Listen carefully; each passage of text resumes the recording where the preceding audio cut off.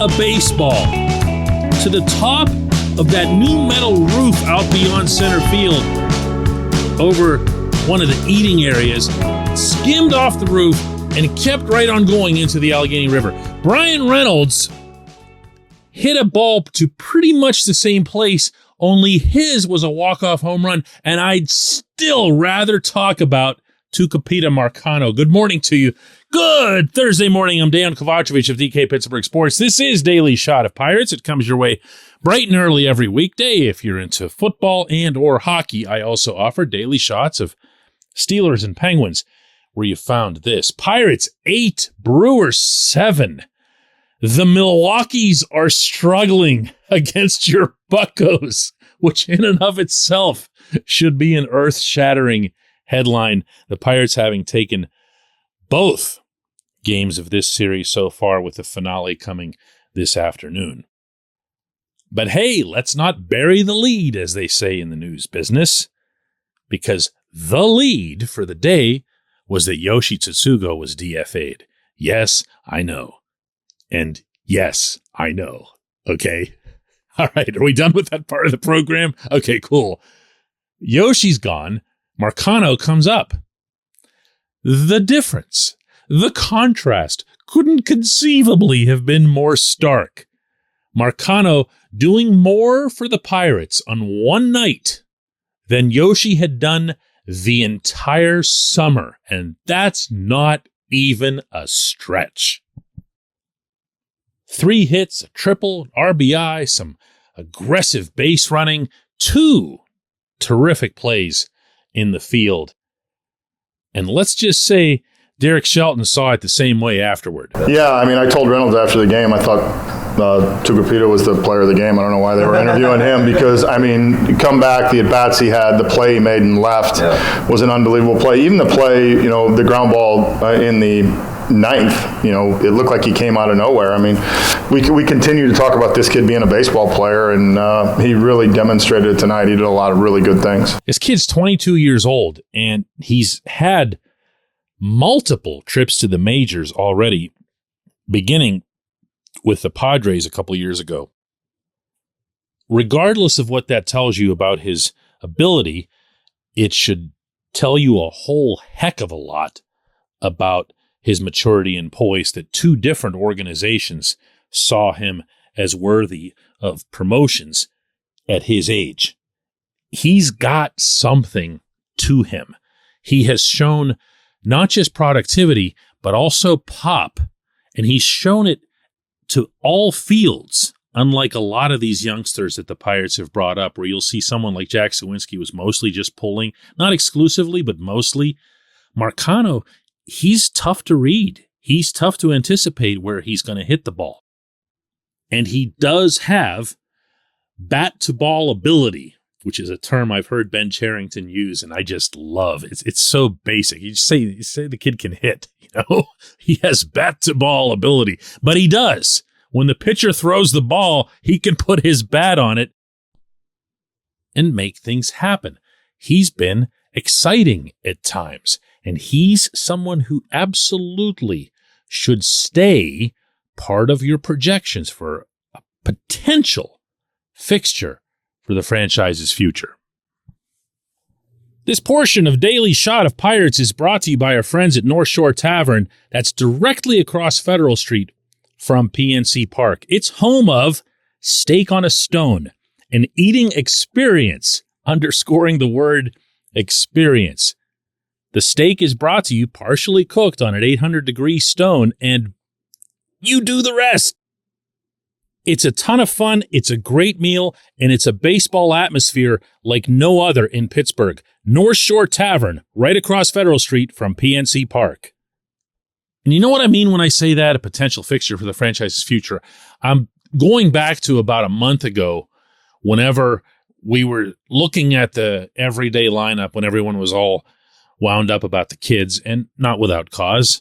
And you were saying, all right, how many of these players are going to be here when the Pirates are good? And you go around the diamond and you say, all right, well, here's Reynolds, here's Ke'Bryan Hayes, here's O'Neal Cruz, and let's throw in Suwinski. Because why not? Because he's got 14 home runs in 2 months as a rookie. So you say, all right, Suwinski's in there. Then, he struggles and he goes back down, and all of a sudden you feel kind of silly for having gone too far, too fast.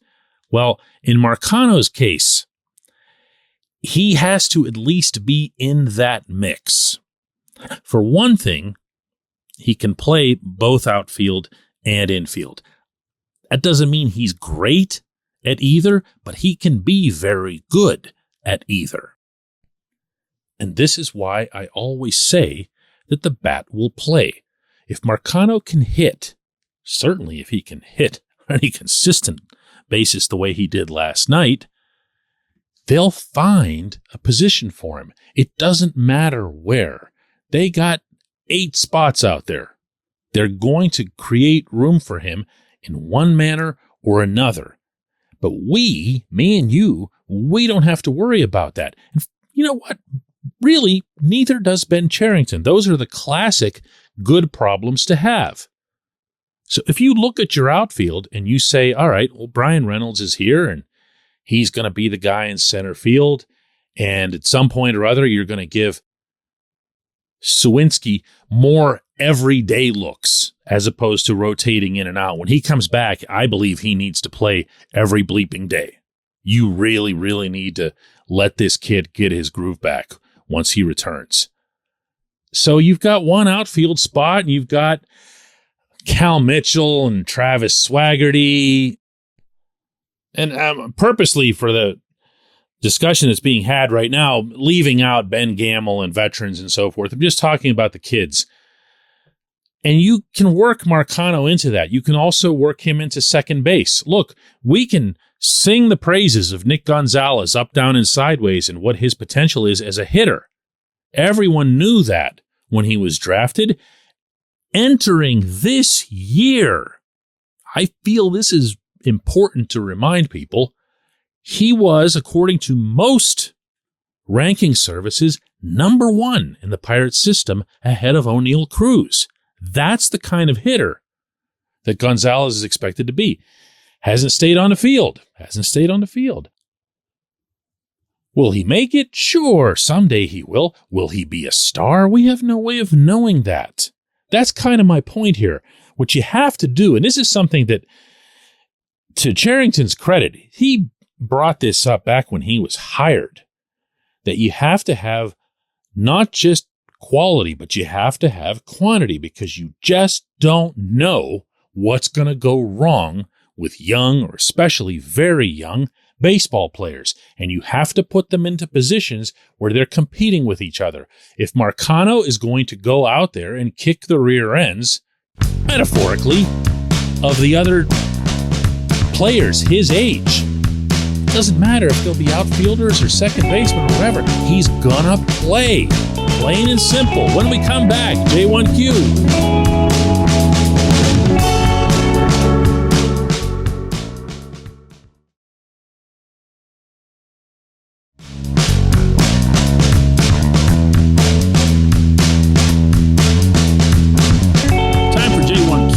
Comes from Jeff, and he asks, DK, as we just saw again, O'Neal Cruz is, without a doubt, an incredible talent on the diamond.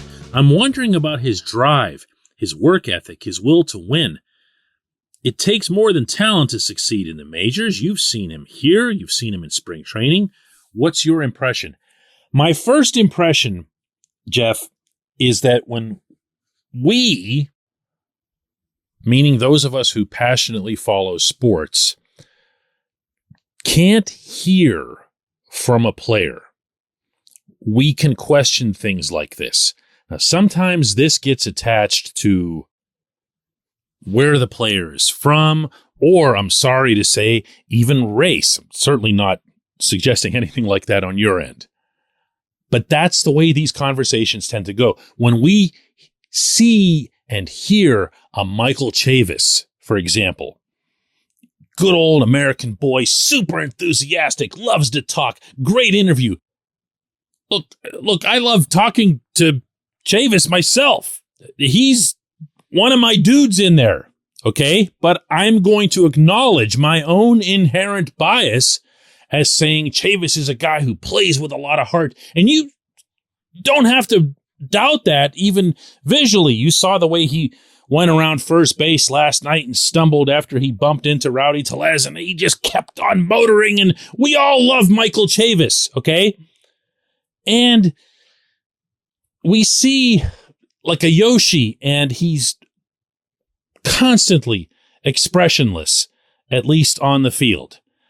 And you think, he doesn't care, he's cashing a paycheck, and then he's going to go back to Japan and whatever else here, and you just don't know. I tried at times back in February to get to know him a little bit in Bradenton, but that's tough to do because every time you go and you try to communicate with him, somebody comes running over to try to help you with the translation, and that's not what I was looking for. I just wanted to get make like some kind of joke that I was sure he'd get, and it's not the same thing, and it can't be the same thing. I love to point out to people that these players' English is a lot better than our Japanese or our Spanish for the most part. Most of us aren't bilingual or trilingual or whatever the case is. So Cruz comes along. He's done a couple of dumb things. He's looked a little cocky at times in some stuff that he's done. And then our brains, and this goes for all of us, myself included, we go for things that we just naturally collect in our minds. Well, okay, this is like Starling Marte or Gregory Polanco, and these guys all came from the Dominican Republic, and there's a reputation among Dominican players that they're more raw whenever they make it from the island to the Gulf Coast League, and then on up through the minors. They have their own way. They have da-da-da-da-da-da-da. Even though there are exceptions to every single one of these rules, it crosses our minds. Again, I'm not making an exception for myself here. So my roundabout answer to you here, Jeff, is watch the joy with which he plays the game. We all remember on that first night this season when he went blazing around second base and had that huge smile. And the photography of that moment, the video of that moment went viral. It's fantastic stuff. He actually does that all the time if you watch him closely. Anytime he's on the base paths or doing something that he really loves, which is all out there on the field, he's got this big, big smile on his face. I noticed that about him way before he got to Pittsburgh from our time down in Bradenton. He just loves baseball. To me, that's the universal language in this equation. That's the answer to your question, Jeff, in addition to the fact that he's very, very good at it. And it's not just a matter of having God-given tools and being spoiled by them and just being babied or whatever on his way up. You have to work at those things. There are no accidentally good baseball players, much less accidentally great baseball players. You have to work at it. You have to put in the hours. I've seen him do this. You will learn to love this player, but I am here to tell you that you and I and everyone else will love him that much more when we're all more fluent in communicating with him than can currently be the case. I appreciate the question. I think it's a terrific question. I appreciate everyone listening to Daily Shot of Pirates, and we will do another one of these tomorrow. And by the way, it'll be the last one before I go overseas for a, what should I call this? It's a vacation / mission / pilgrimage. I'll explain more tomorrow.